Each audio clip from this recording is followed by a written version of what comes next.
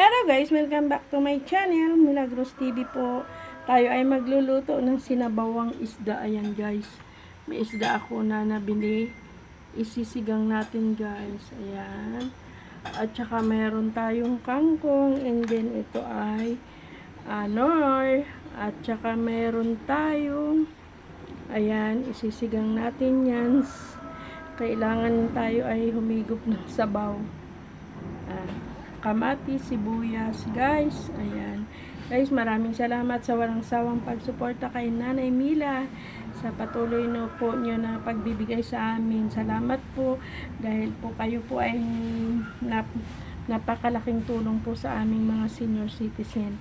Salamat po sa aking pag-views nyo. Salamat po sa lahat-lahat po, sa hindi man po ako kayo ngayon na pupuntahan sa inyong mga live kasi po ay ako ay minsan busy, nagtitinda guys kami ng mga merienda guys kasi sayang guys syempre pang maintenance natin at pang ano naman pang bili-bili bigas. Kaya guys, salamat po sa inyong walang sawang pagsuporta kay Nanay Mila.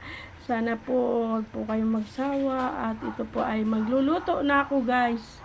Natin. Kamatis. Wala pa. Haba, sabi ko sa iyo, palamig, ayusin mo na. Ingay.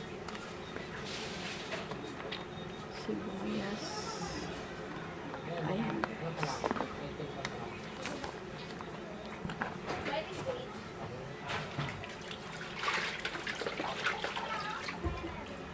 Ayan. Pakuin muna natin siya ng itumbang. Inuuna ko muna to guys na kangkong kasi guys hindi na kami matunawan, mahirap matunaw sa amin dyan kasi may ano. Yan.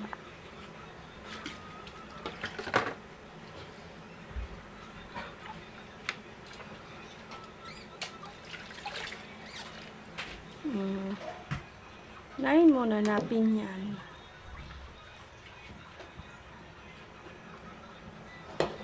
Bago natin ilagay. Ayan guys, ang aking tinolang isda. Ayan. Bye-bye guys. Thank you for watching Milagros TV po.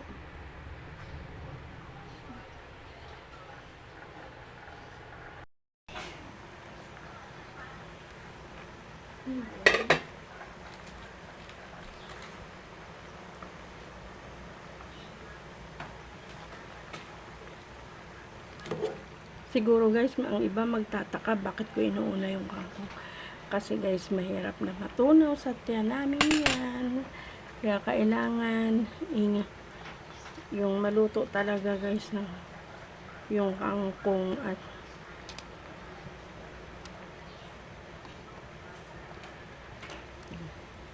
sariwa pa guys yung isda.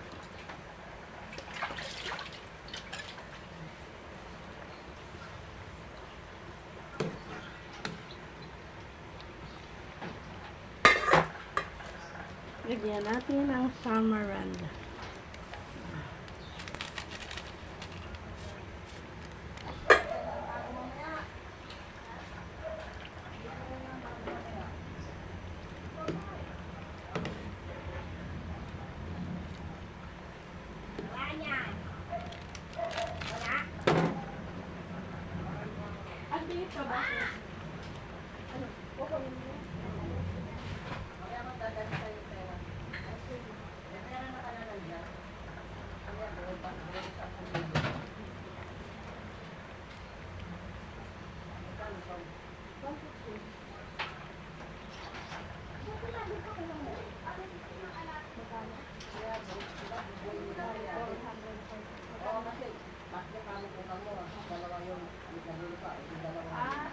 Ibubuhin ko na lahat? Bubuhin mo na yan para kasi ang ano mamaya sa isang tulig.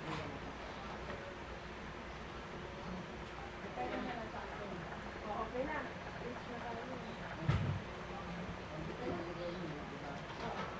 Okay na?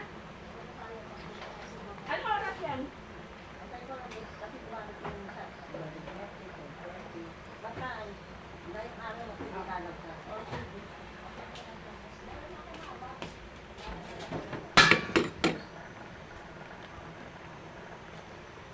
Ayan guys.